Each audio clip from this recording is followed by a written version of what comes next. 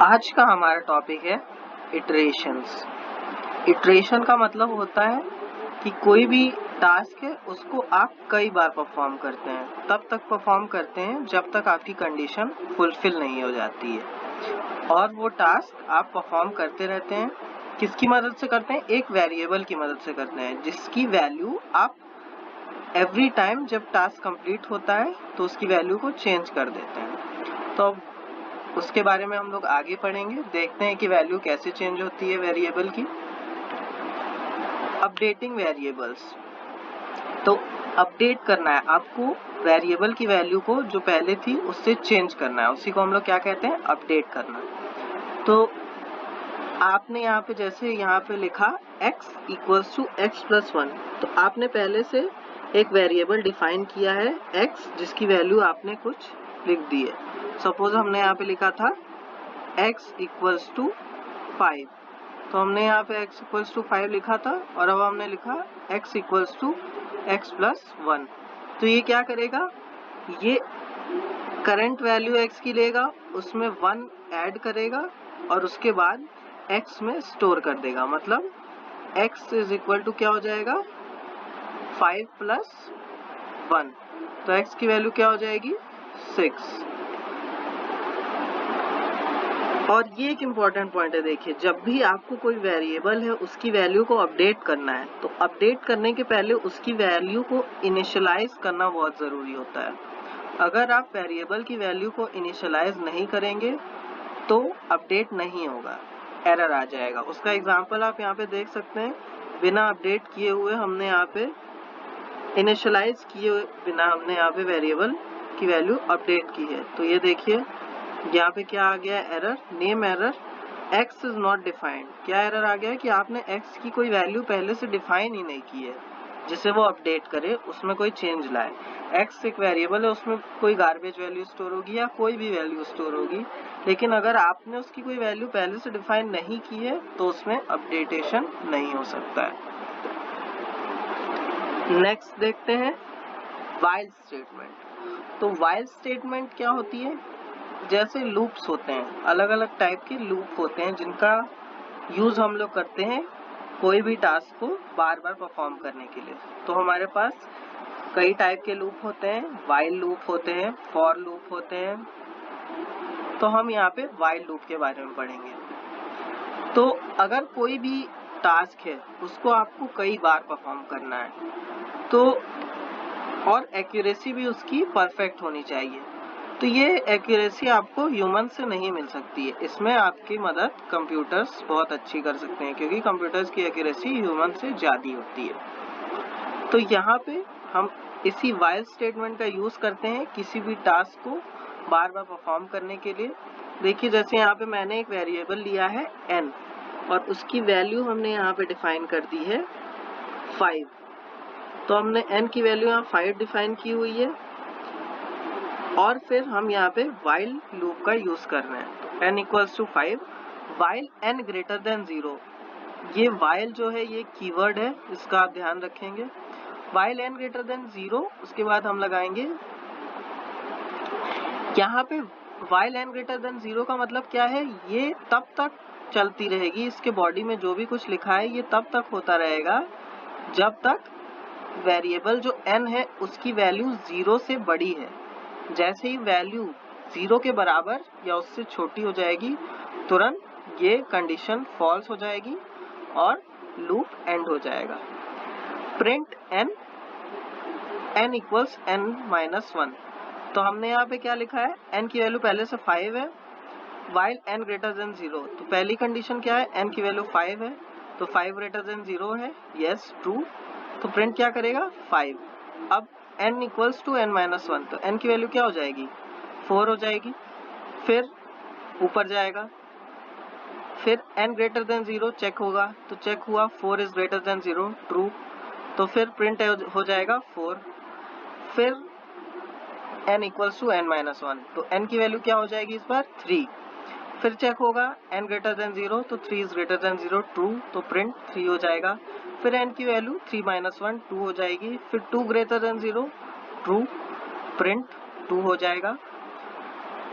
फिर n equals to n minus 1, n की value 1 हो जाएगी, 1 ग्रेटर देन 0 ट्रू, प्रिंट 1, फिर n is equal to 1 minus 1, तो n की वैल्यू क्या हो जाएगी 0 हो जाएगी, और n की वैल्यू जब 0 हो जाएगी तो ये जो कंडीशन हमने ऊपर लिखी है while n ग्रेटर देन 0, तो यहाँ पे क्या हो जाएगा, इस बार n इक्वल टू 0 हो चुका है, तो ये कंडीशन हम लोग की क्या हो जाएगी, फॉल्स हो जाएगी, और फॉल्स होगी तो हमारा लूप आगे रन नहीं करेगा, क्या प्रिंट हो जाएगा, ब्लास्ट ऑफ। अब यहाँ पे देखिए वाइल स्टेटमेंट सिंपल होती है, आप जैसे इंग्लिश पढ़ते हैं सिंपल उसी तरीके से उसको आप समझ सकते हैं। वाइल n ग्रेटर देन 0 मतलब जब तक n की वैल्यू ग्रेटर देन 0 होगी तब तक लूप रन करेगा, और हर बार n की वैल्यू एक डिक्रीज हो जाएगी जब लूप रन होगा, जब n की वैल्यू 0 होगी तो लूप एग्जिट हो जाएगा और क्या डिस्प्ले हो जाएगा, ब्लास्ट ऑफ। अब नेक्स्ट देखते हैं इटरेशन वेरिएबल्स। वो वेरिएबल्स जिनकी वैल्यू लूप में बार बार चेंज होती रहती है उसे ही हम इटरेशन वेरिएबल कहते हैं। जैसे ये जो वाइल लूप मैंने अभी आपको एक्सप्लेन किया, इसमें कौन सा वेरिएबल है जिसकी वैल्यू बार बार चेंज हो रही है, n है, n की वैल्यू पहले 5 थी, बाद में 4 हो गई, 3 हो गई, 2 हो गई, 1 हो गई, n जो वेरिएबल है इसकी वैल्यू बार बार चेंज हो रही है, तो ये आपका इटरेशन वेरिएबल हो जाएगा, इसी की वैल्यू में बार बार चेंज आ रहा है।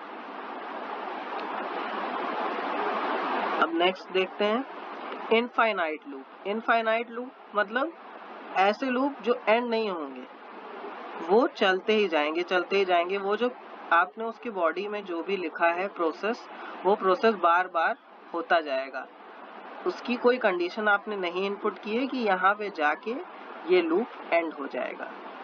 ये इन लूप्स का कब यूज होता है, जब आपको पता नहीं होता है कि लूप को कब एंड करना है, किस पोजीशन पे आपको जाके लूप को एंड कर देना है, तब आपका इनफाइनाइट लूप यूज होता है।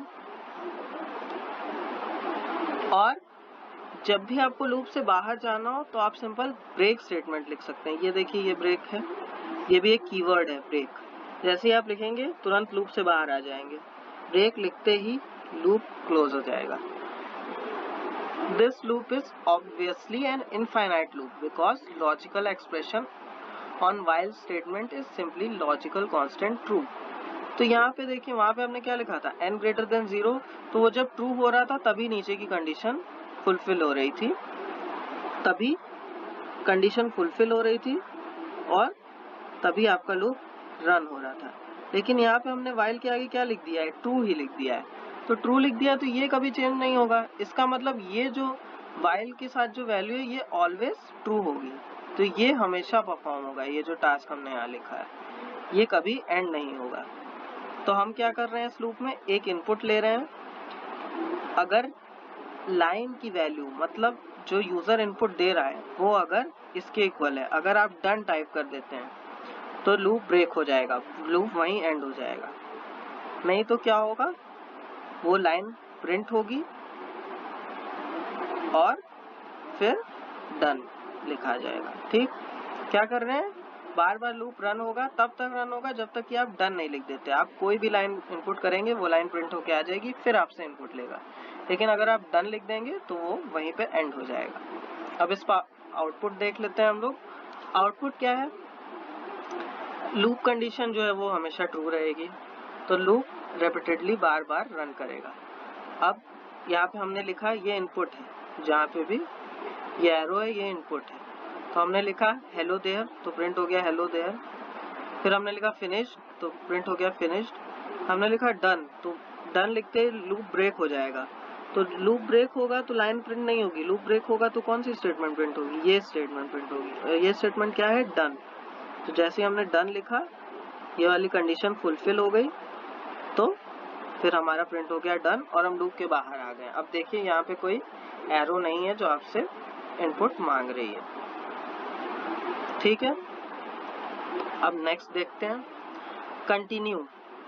कंटिन्यू भी एक कीवर्ड है जिसका यूज करते हैं आप लूप में आगे बढ़ने के लिए। जैसे मान लीजिए आपने कोई ऐसी कंडीशन लिख दी जो आपने उस लूप में डिफाइन नहीं की है, तो लूप वहाँ पे एरर शो कर देगा। लेकिन अगर आप चाहते हैं वो एरर ना शो करे और वो कंटिन्यू हो जाए नेक्स्ट टाइम के लिए फिर से स्टार्टिंग से, तो आप कंटिन्यू स्टेटमेंट का यूज करते हैं।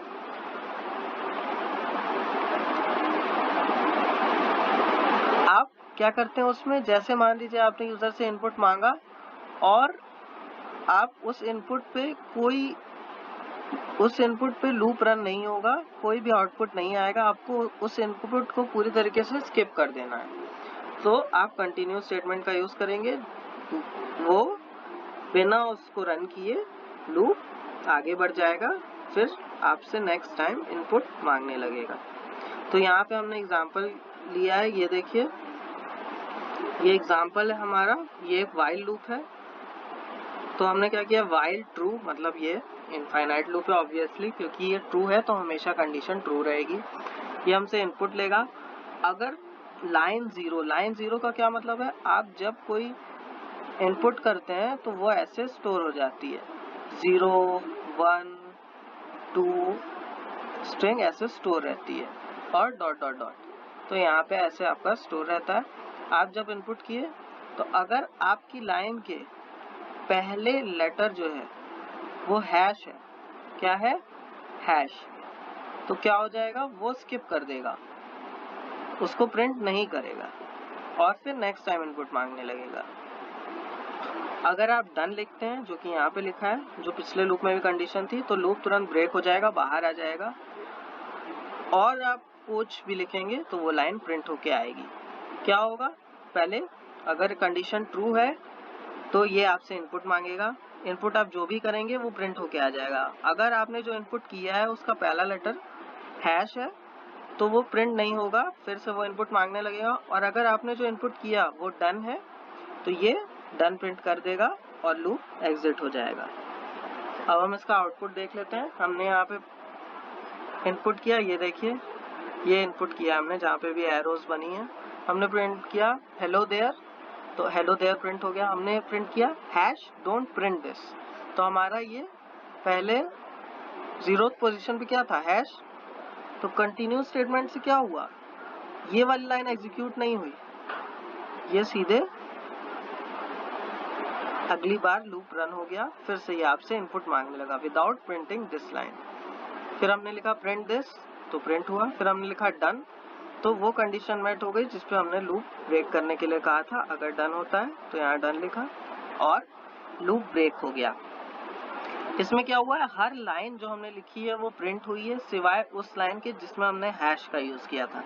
क्यों नहीं प्रिंट हुई है, क्योंकि वहां पे हमने कंटिन्यू स्टेटमेंट यूज की थी कि अगर हम कोई ऐसी लाइन प्रिंट करते हैं जिसमें पहला लेटर जो है वो अगर हैश है तो वो लाइन प्रिंट नहीं होगी और लूप फिर से रन हो जाएगा।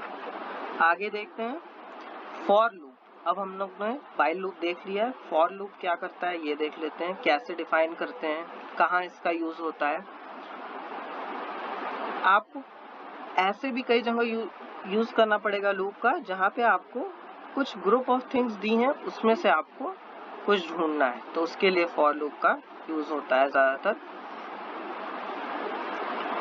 ये डेफिनेट लूप होता है, मतलब आपका जो कंडीशन है वो मेट होगी तो ये लूप रन होगा, पूरा रन होगा, फिर एक पॉइंट पे जाके एंड हो जाएगा और आपको रिजल्ट शो कर देगा।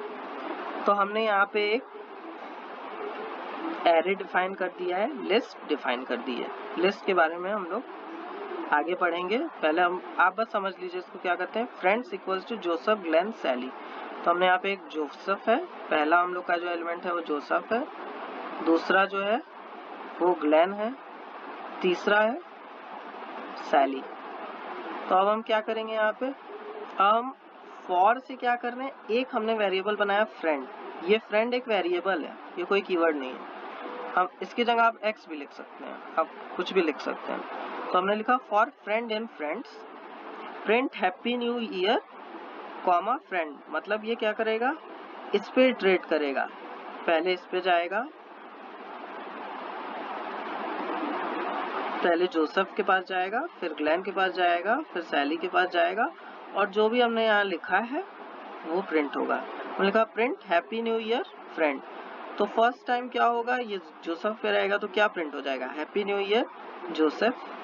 फिर नेक्स्ट फिर से रन होगा फॉर फ्रेंड एंड फ्रेंड्स, तो यहाँ पे ग्लेन होगा, for happy new year Glenn, फिर हैप्पी न्यू ईयर सैली, फिर डन। तो अब हम इसका आउटपुट देखते हैं क्या होगा। हैप्पी न्यू ईयर जोसेफ पहली बार रन होगा, तो पहला जो फ्रेंड है वो जोसेफ है, सेकंड ग्लेन है, थर्ड सैली है, और फिर लूप जब एंड हो गया तो डन प्रिंट कर देगा।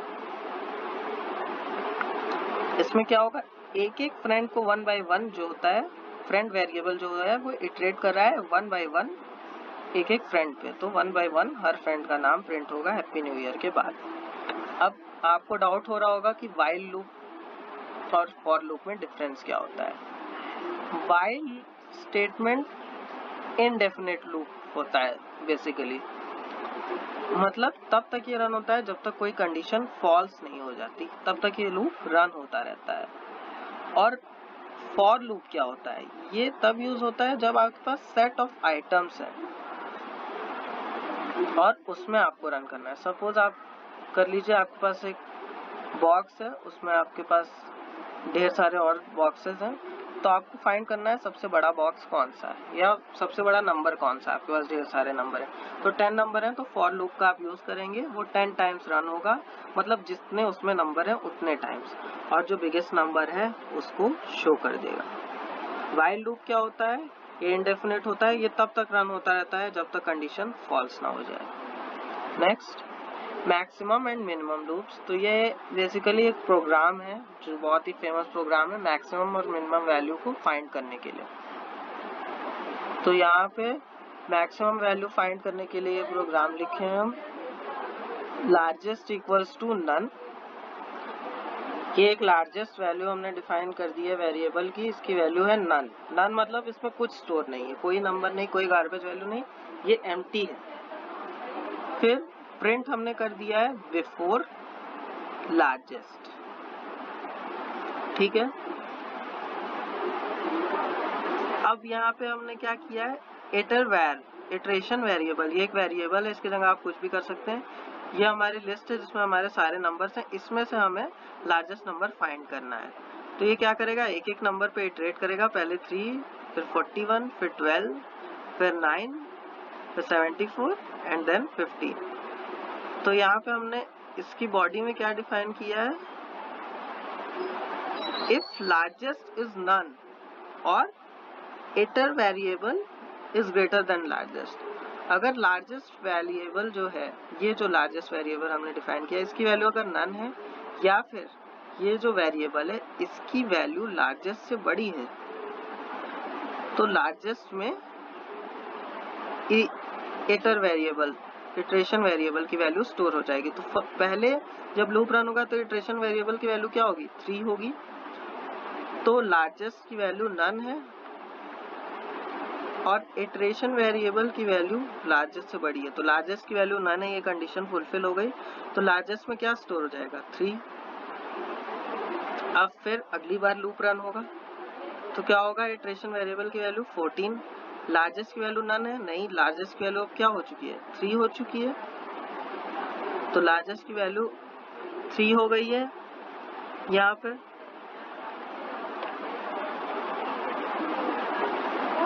तो आप जो लूप यहाँ पे जब रन करेंगे तो लार्जेस्ट की वैल्यू क्या है, 3 है, तो लार्जेस्ट की वैल्यू नन, ये तो कंडीशन फॉल्स हो गई आपकी। Iteration is greater than largest, मतलब 41 है इटर वेर की वैल्यू इस बार, तो 41 इज ग्रेटर देन 3, तो कंडीशन ट्रू है, तो लार्जेस्ट में क्या स्टोर हो जाएगा, 41। फिर नेक्स्ट लूप रन होगा 12, तो 12 इज ग्रेटर देन 3, फॉल्स, तो लार्जेस्ट की वैल्यू 41 ही होगी।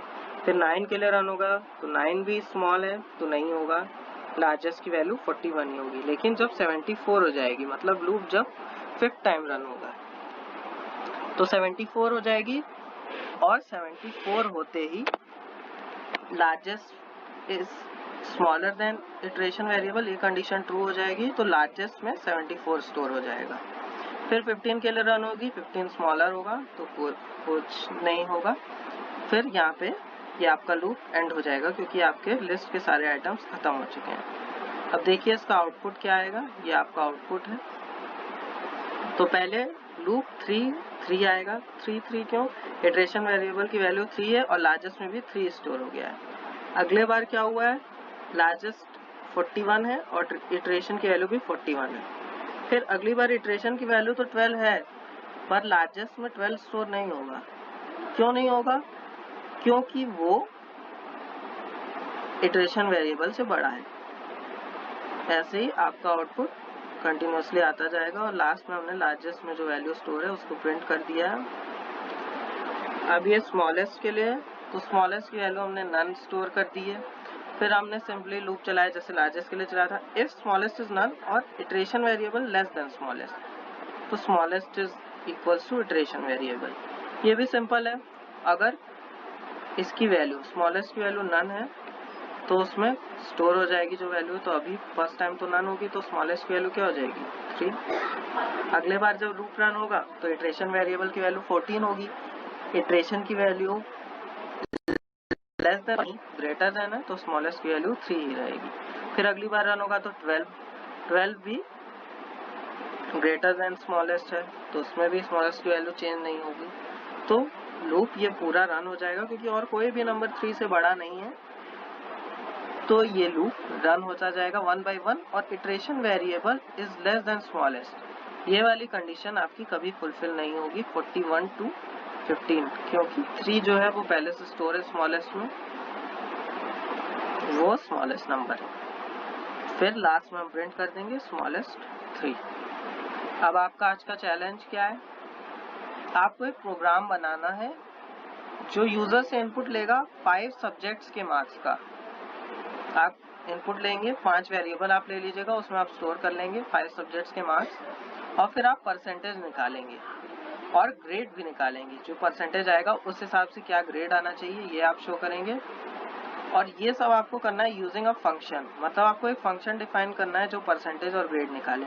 आप सिंपली यूजर से मार्क्स इनपुट लेने के बाद फंक्शन कॉल कर देंगे और वो आपका पूरा आउटपुट शो करेगा। ठीक है, अब हम थोड़ी प्रैक्टिस कर लेते हैं। जो हमने आज सीखा है उससे रिलेटेड 1-2 प्रोग्राम बना लेते हैं। तो पहले देखिए, यहाँ पे हम इटरेशन वेरिएबल का प्रोग्राम कर लेते हैं। पहले इटरेशन वेरिएबल का एक एग्जांपल देख लेते हैं कि कैसे होता है। इटरेशन वेरिएबल डिफाइन कैसे करते हैं, उसमें चेंज कैसे लगते हैं।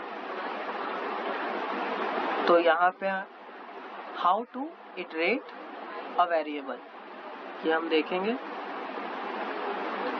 इसके लिए पहले हमें क्या करना होगा, एक वेरिएबल डिफाइन करना होगा, उसके बाद उसकी वैल्यू को मिनिमाइज या मैक्सिमाइज बढ़ाएंगे या घटाएंगे, इंक्रीज या डिक्रीज करेंगे। तो हमने यहाँ पे x की वैल्यू 1 डिफाइन कर दी। हमने लिखा x equals to x plus 6। फिर हम इसे रन करेंगे।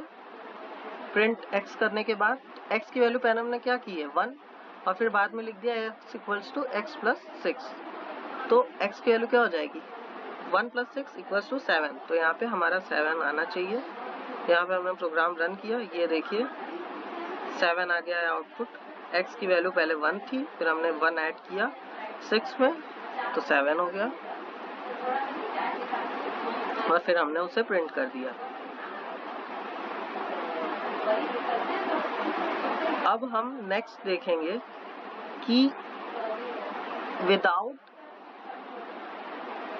डिफाइनिंग एनी वेरिएबल अगर हम उसकी वैल्यू को इंक्रीज करते हैं तो क्या एरर आती है। इसको मैंने आपको पहले बताया भी हुआ है, फिर भी हम एक बार देख लेते हैं कि कैसे होता है।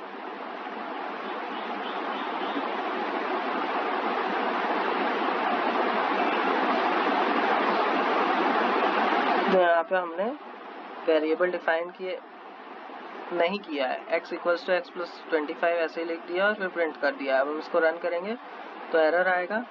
देखिए एरर आ गया, x जो वेरिएबल है वो आपने डिफाइन ही नहीं किया है, x में पहले से कोई वैल्यू स्टोर नहीं है तो ये उसको इंक्रीज करके नहीं शो कर सकता कि अब नेक्स्ट वैल्यू क्या होगी। अब अगला है हमारा व्हाइल लूप। व्हाइल लूप का हम कैसे यूज करते हैं उसका एक हम प्रोग्राम देख लेते हैं।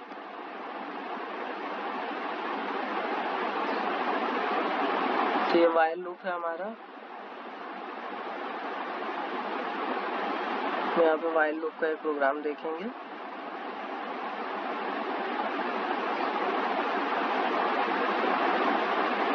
u एक वेरिएबल लिया है, उसकी वैल्यू हमने 0 डिफाइन कर दी है। अब ये लूप कब तक चलेगा? जब तक u की वैल्यू 10 के इक्वल या उससे कम रहती है तब तक ये लूप रन होता रहेगा। तो यहाँ पे हमने क्या प्रिंट कर दिया? u। और u की वैल्यू हर बार हम लोग क्या करेंगे? जब भी लूप रन होगा तो u की वैल्यू 1 से इंक्रीज कर देंगे। फिर हम प्रिंट करेंगे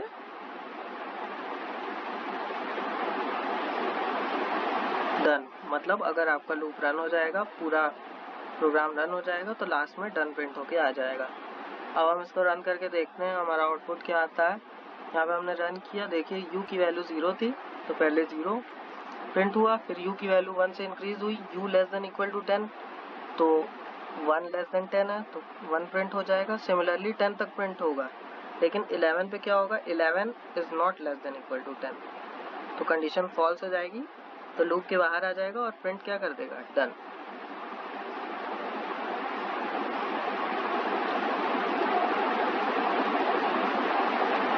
अब फॉर लूप का भी हमें प्रोग्राम देख लेते हैं।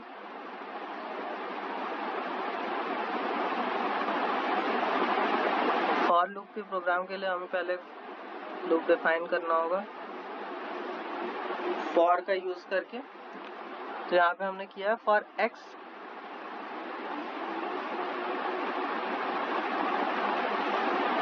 In range. x in range या x इन डायरेक्ट आप लिस्ट भी लिख सकते हैं। हमने यहाँ पे लिस्ट डिफाइन कर दी 125, 66, 79, 44, कोई भी रैंडम नंबर्स हमने ले लिए हैं। उसके बाद हम इसकी बॉडी में लिखेंगे if x modulus 2 equals to 0। मतलब x बार बार इटरेट होगा, 1 एक बार x की वैल्यू होगी, फिर 25, फिर 66। तो अगर x जो है वो 2 से डिविजिबल है, अगर रिमाइंडर 0 आता है, मॉड्यूलस में क्या आता है? रिमाइंडर आता है। अगर रिमाइंडर 0 आ जाता है तो क्या प्रिंट हो जाएगा? x। अगर रिमाइंडर 0 नहीं आता है, मतलब अगर वो 2 से डिविजिबल नहीं है तो वो प्रिंट नहीं होगा। तो मतलब बेसिकली ये प्रोग्राम क्या प्रिंट करेगा? उन वेरिएबल्स को प्रिंट कर देगा जिनका जो 2 से डिविजिबल है, मतलब जो इवन नंबर्स हैं। तो हम इसको रन करते हैं। ये देखिए यहाँ पे मैंने रेंज लिख दिया है, इसलिए ये एरर आ गया है। ये रेंज हम यहाँ से हटा देंगे, इसके बाद हमारा प्रोग्राम रन हो जाएगा।